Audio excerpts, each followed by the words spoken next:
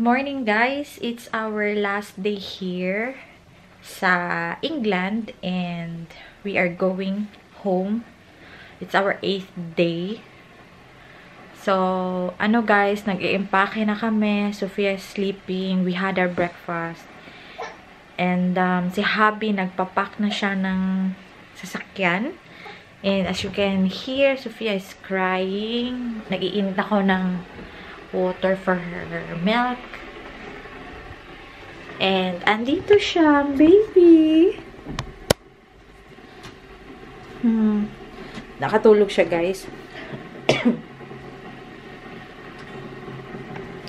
So, ang plan today is to drop by sa Windsor. So, titignan namin, guys. It's around 12 minutes drive lang naman siya.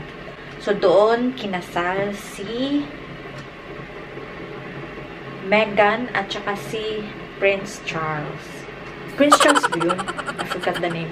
My God, yung ko, pimple ko. So, yeah.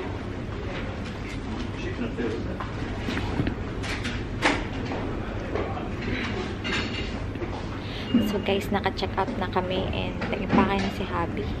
Ready na kaming umalis. Nakabayad na kami.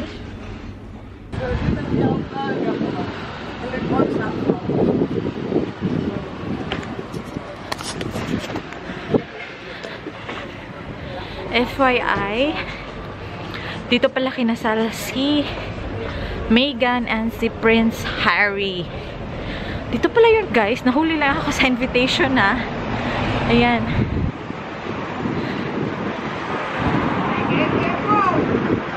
So, madaming turista. So, andito tayo, guys, sa Windsor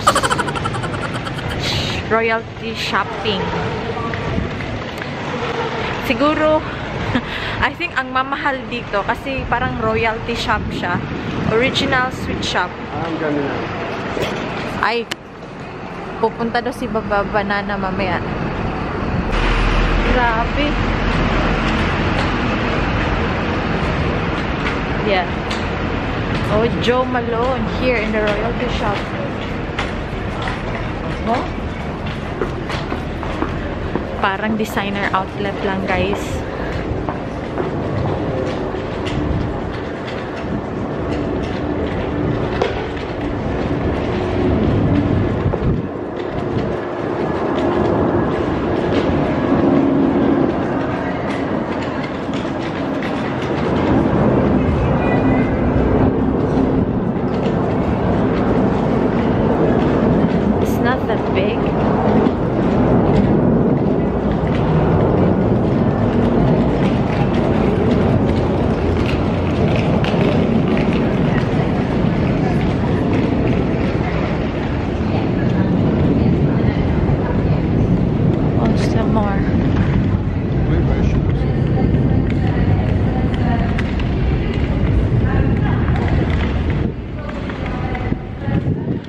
Have to buy a hat for Sophia kasi andun siya sa big luggage.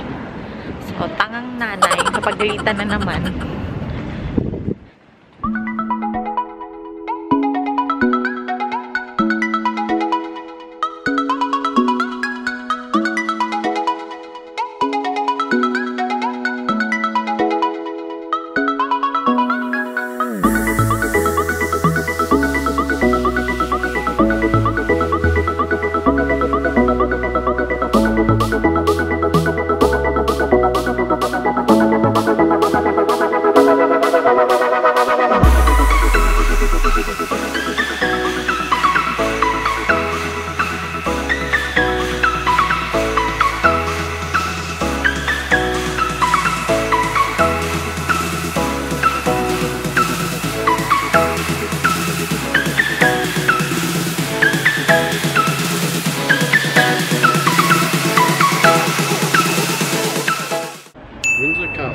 The official Queen's residence. And the Buckingham Palace is for stately duties. If also do stately duties. She goes to duty. Also here, she can do that too. So nag-lunch lang kami sa McDonald's and then we're heading back to the tunnel Ayan, bye-bye Windsor. Napansin ko dito guys is madaming tourists like, I think they're more on Koreans. Mas madaming Asians na pumupunta dito. As in, nakabas sila. As in, ang ingay-ingay nila. Hindi ko nga maintindihan. I've heard a few Filipinos, pero mostly yung mga tourists, mga Korean sila. So, meron din mga tindahan na nag-change ng euros to pounds and then dollars to pounds. So, yun lang guys. Maliit lang siya na place yung dito sa city. But then, it's quite clean actually. So, normally, yung train tunnel namin is around 5 o'clock. So, we will try. Baka pwede kaming ma-insert ng maaga para maaga kami makarating sa Netherlands. So, we're going to travel around 2 hours going to the tunnel. And then, 3 hours from Calais to home. So, yun lang. So, this is where the car park, guys. £3 per hour. So, 3 hours lang kinuha namin. So, meron siyang mga local fish and chips dyan. Yan, mga fish and chip shops. Souvenir shops. Dito na kami sa Folkestone. This is what? A25? A25? M20. And then merong store doon guys. It's not a store, something like a place where you can stop. A service station. So you can eat, shower as well. I went inside. It's a very big space. Meron silang KFC, Subway, meron chopsticks, meron ding, what was that? WH Smith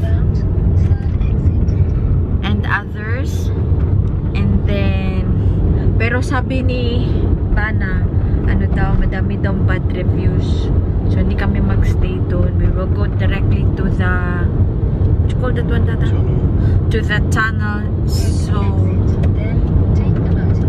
if we can be, ano, something like, go on to early time. Early train time. So, guys, nakuha na namin yung ticket. Sabi nung machine, it's automated. So, after 200 meters, turn right. If you go on earlier, as in this time, they charge you 133 euros. So, may tatlong ano yun, may tatlo siyang tawag nito, timings. Yung pinaka as soon as possible, yung second is no charge, at saka yung normal na time na binook namin. So, yung doon kami sa pangalawa, guys. So, we were 1 hour early than our normal time. So, ito yung ticket kay kung saan ka na train yan, o F. So, dito meron din namang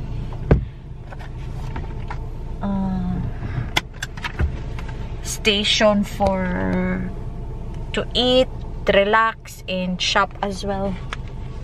And refresh. So, ayan siya.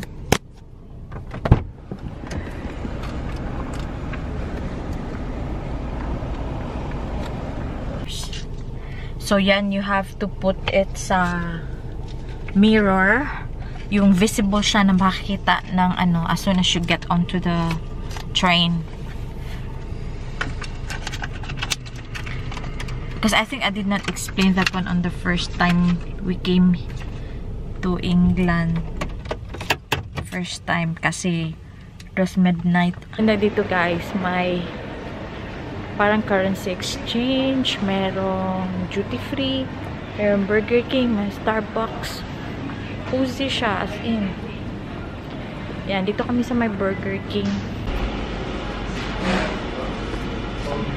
Guys, ito yung food ko. I'm so happy. We're here at Leon. Isang hotbox. Ano siya? Perfect.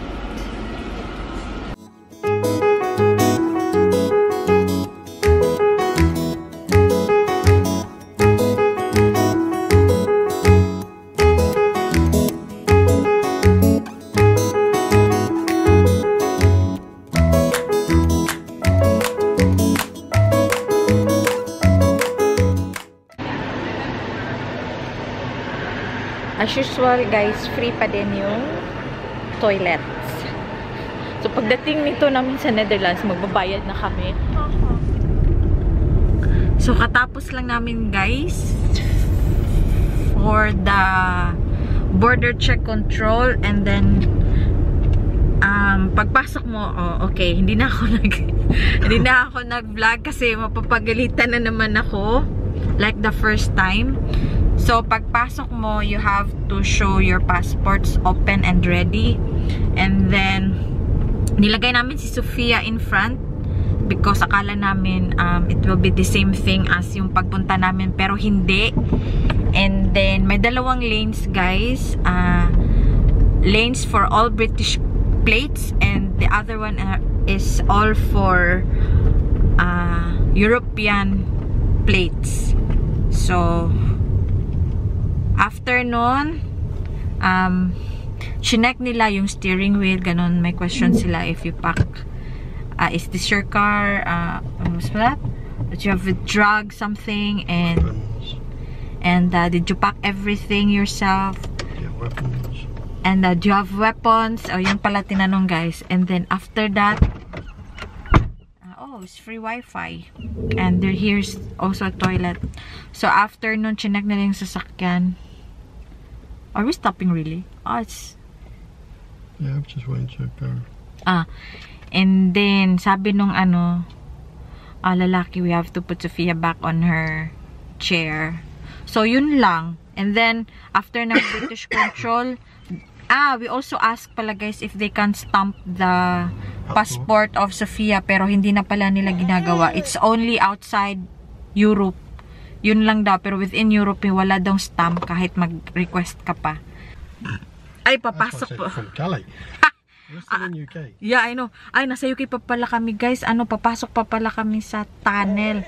And after pala sa UK, guys, sa UK border control. Switch the thing on for her. Yeah. After pala sa border control ng British, meron pa pala ding French. Pero hindi na sila nag-check. Sabi nila go on. So, now, nakapila kami papunta sa tunnel. So, yun. So, akala ko malapit na kami. Hindi pa pala. So, magta-tunnel ulit kami, guys.